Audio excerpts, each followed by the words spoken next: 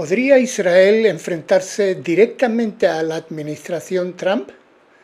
Por primera vez, funcionarios en Jerusalén admiten discrepancias profundas sobre el futuro de Gaza. Netanyahu ha sido tajante. Israel rechaza el documento de 15 puntos, mientras Washington presiona por un avance. Las FDI documentan violaciones sistemáticas de Hamás cada 24 horas. Hoy analizamos la fractura diplomática que nadie esperaba y lo que realmente está ocurriendo sobre el terreno. También hablaremos sobre por qué Israel debe lograr una resolución militar permanente antes de que se cambien las tendencias políticas en Estados Unidos. Y miren, antes de empezar quiero mandarles un cordial saludo a todas esas personas que están sufriendo el terremoto que ocurrió ayer en Colombia. Espero que estén ustedes todos bien, que no estén pasando ninguna calamidad y que Dios los proteja, y que sepan de que Israel está mandando un gran contenido o un contingente muy grande de personas y de ayuda a Colombia. Desde Israel, en mi nombre y del país entero, les enviamos un gran abrazo y que se recuperen pronto de todo esto. Como he mencionado al principio, Israel admite que podríamos tener discrepancias con la administración Trump por el problema de Gaza. Funcionarios diplomáticos israelíes han reconocido por primera vez que Jerusalén y Washington discrepan sobre el documento de 15 puntos relativo a la retirada de Israel de Gaza y el desarme de Hamás, y han declarado a Israel Hayom, el periódico: si no hay otra opción, acabaremos enfrentándonos a la administración Trump por Gaza. Sin embargo, funcionarios en Jerusalén afirman que quien impulsa acuerdos similares a los promovidos por la Junta de Paz es Jared Kushner, el yerno del presidente Donald Trump, mientras que Trump, por su parte, no ha ejercido hasta el momento presión directa sobre Israel en este asunto. La palabra clave en esta delicada relación es hasta el momento, ya que la administración estadounidense parece ansiosa por lograr avances en Oriente Medio. El primer ministro Benjamin Netanyahu se refirió públicamente al documento por primera vez este pasado domingo, anunciando formalmente su rechazo. Personas cercanas a él añadieron: no participaremos en este proceso. No hemos suspendido las operaciones en Gaza. Esto es una ilusión. Israel rechaza el documento de 15 puntos. La respuesta formal de Netanyahu al documento de la Junta de Paz marca la primera vez que Israel expresa públicamente y oficialmente su oposición al acuerdo que jamás considera un activo estratégico y un logro importante. Israel, por su parte, rechaza el documento de 15 puntos. He oído a gente decir: no has dicho eso. Así que lo repito: Israel rechaza el documento de 15 puntos. Las fuerzas de defensa de Israel no realizarán ninguna retirada hasta que jamás sea desarmado. Y cuando digo desarmado, que jamás debe ser desarmado, me refiero a las armas pesadas, las armas ligeras y todas las armas. Estamos hablando de un desarme real, no de un desarme simulado, que es lo que se está proponiendo. Netanyahu también abordó la posibilidad de enfrentamientos con Trump sobre este tema y no lo descartó. Estamos hablando con los estadounidenses al respecto. Tienen ideas, algunas nos parecen aceptables y otras no, y sabemos cómo mantener nuestra postura en estos asuntos. Lo hemos demostrado en el pasado y lo estamos demostrando también hoy. Además, las FDI seguirán frustrando las amenazas contra nuestras fuerzas y nuestros ciudadanos. La existencia de Israel y la seguridad de cada ciudadano israelí no son negociables. Defendemos estos intereses con firmeza. No lo hacemos mediante campañas de relaciones públicas, lo hacemos de verdad, sobre el terreno, y sabemos cómo defender nuestra posición incluso frente a nuestros aliados más cercanos cuando sea necesario. Para respaldar las objeciones de Israel de la implementación del acuerdo, se reveló que la oficina del primer ministro envía diariamente a la administración estadounidense informes que documentan violaciones basados en el monitoreo de los movimientos de Hamás en la Franja de Gaza por parte de las FDI. Las FDI registran violaciones recurrentes cada 24 horas, incluyendo la colocación de artefactos explosivos, cruces de la línea amarilla e intentos de acumular armas. Según el informe, Hamás está violando de forma sistemática y continúa el plan de paz de 20 puntos de Trump, que fue respaldado por la resolución 2803 del Consejo de Seguridad de la ONU. El informe, durante las 24 horas transcurridas entre el 8 y el 9 de agosto, las FDI documentaron al menos 14 violaciones del alto el fuego, 11 de las cuales fueron clasificadas como una amenaza en desarrollo para las FDI. También se documentaron los incidentes relacionados con el traspaso de armas, así como un incidente en el que se colocó un artefacto explosivo cerca de la línea amarilla. El documento enumera un total de 95 violaciones no clasificadas. Entre los incidentes citados se encuentra uno en Beit Lahia, donde se vio a 3 sospechosos que cruzaron la línea amarilla transfiriendo armas.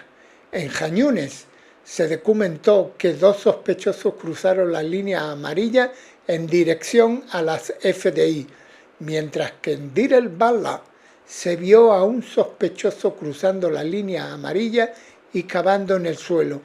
En otro incidente ocurrido en Jan Yunis, 2 sospechosos cruzaron otra vez la línea amarilla, tras lo cual las FDI descubrieron un depósito de armas cercano.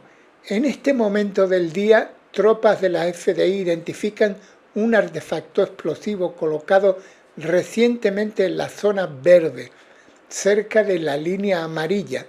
Según la información presentada en el documento, el mecanismo de monitoreo de las FDI indica que Hamás conserva capacidades militares y trabaja para preservarlas durante el alto el fuego declarado hace una semana.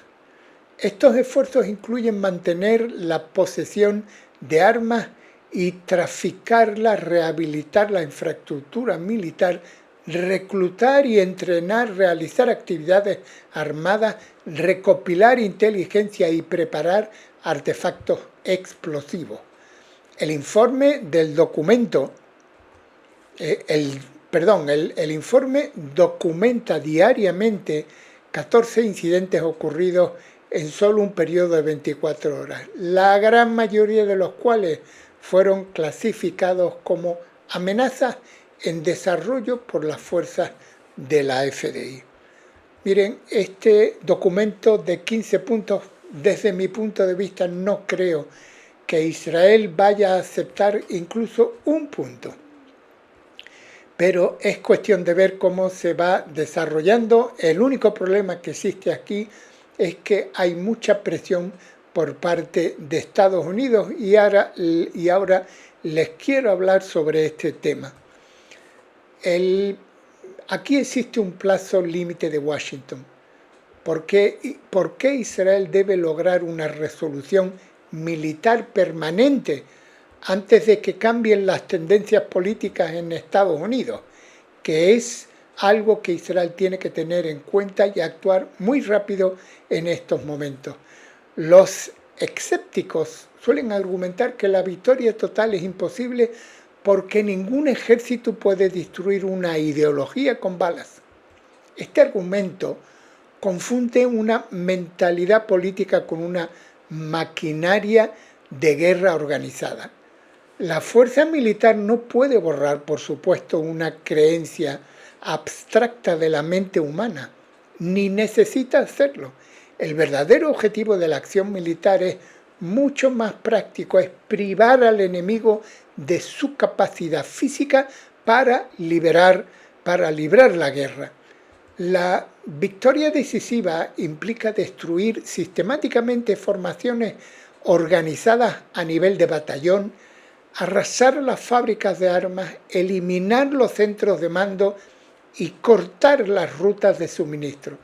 Fundamentalmente requiere establecer zonas de seguridad permanente y mantener la totalidad o la total libertad de acción militar para atacar siempre que el enemigo intente reconstruirse. No se trata de convertir mentes, se trata de arrebatar las armas de forma permanente. Lograr esa victoria militar definitiva no es solo una necesidad operativa, sino una carrera contra el reloj. Israel opera actualmente dentro de un marco político favorable bajo la administración del presidente Donald Trump. Esta alianza le brinda ventajas cruciales en Washington, incluyendo un sólido reabastecimiento militar, protección diplomática en las Naciones Unidas y un margen de maniobra considerable en el campo de batalla. Sin embargo, considerar el apoyo estadounidense como un cheque en blanco limitado ignora la realidad de la política de alianza. Incluso bajo una Casa Blanca afín, surgen fricciones reales con regularidad. Washington opera en un tablero de ajedrez global con sus propias prioridades contrapuestas, desde prevenir conflictos regionales a mayor escala hasta mantener abiertas las rutas marítimas y estables los mercados energéticos. Estos intereses contrapuestos generan una presión constante sobre los plazos operativos, los corredores de ayuda humanitaria y los acuerdos diplomáticos. El actual respaldo estadounidense es una herramienta poderosa, pero no está exento de fricciones ni garantiza su perdurabilidad. El desafío estratégico más significativo reside en los profundos cambios políticos que se están produciendo en el panorama político estadounidense. Durante la última década, los movimientos progresistas han transformado los debates internos del Partido Demócrata. Dejar intactas las peligrosas amenazas en las fronteras ahora conlleva el riesgo de un futuro en el que Israel deba enfrentarse esas mismas amenazas con las manos atadas por Washington. Los críticos suelen argumentar que la continuación de las operaciones de alta intensidad destruirá definitivamente los acuerdos de Abraham y paralizará una mayor integración regional. El argumento no comprende el motivo original de esos acuerdos de paz históricas. Las capitales árabes soberanas no firmaron acuerdos de Abraham por sentimientos ni afecto, sino por intereses propios, fríos y calculados. Un temor compartido a la agresión iraní, el acceso a sectores de alta tecnología y el respeto por el poder militar israelí. Si bien los intensos combates generan una auténtica indignación pública en todo el mundo árabe y obligan a los gobiernos a suspender las ceremonias diplomáticas públicas, dejar intactas las redes radicales afines representa un peligro a largo plazo mucho mayor para esos mismos regímenes árabes. Los gobiernos de las capitales regionales consideran a los movimientos radicales no estables como amenazas directas a su propia estabilidad interna. Si los grupos afines respaldados por Irán sobreviven y se proclaman vencedores, envían un claro mensaje de que Israel no puede ser un pilar de seguridad fiable. Por el contrario, un Israel que neutralice decisivamente a estos grupos demuestra su poderío militar, reforzando en última instancia la razón fundamental de la cooperación regional a largo plazo y abriendo la puerta a la normalización futura con socios claves como Arabia Saudita. Para lograr una victoria decisiva de forma convincente, es necesario afrontar directamente las objeciones más sólidas en lugar de ignorarlas. La principal preocupación radica en la fuerte presión que ejerce sobre la cohesión interna y la economía nacional, la economía israelí. La segunda objeción es el temor a que los enemigos se reconstruyan en cuanto cesen los combates principales. En realidad, los grupos armados se reorganizan cuando las fuerzas militares se retiran por completo y ceden el control operativo. Mantener zonas de seguridad activas, una cobertura de inteligencia constante y reservarse el derecho a actuar de inmediato ante cualquier señal de amenaza impide que los pequeños remanentes insurgentes vuelvan a convertirse en fuerzas de ataque organizadas a nivel de batallón. Y el tercer desafío radica en el aislamiento internacional y la presión legal en tribunales internacionales. La fricción diplomática y las críticas internacionales conllevan costos reales que no pueden ignorarse. Sin embargo, la posición internacional depende, en última instancia, de la supervivencia física y la demostración de fuerza. La presión política temporal de una campaña militar decisiva es mucho más manejable que la pesadilla permanente de convivir con arsenales de misiles intactos, unidades de élites de invasión transfronteriza.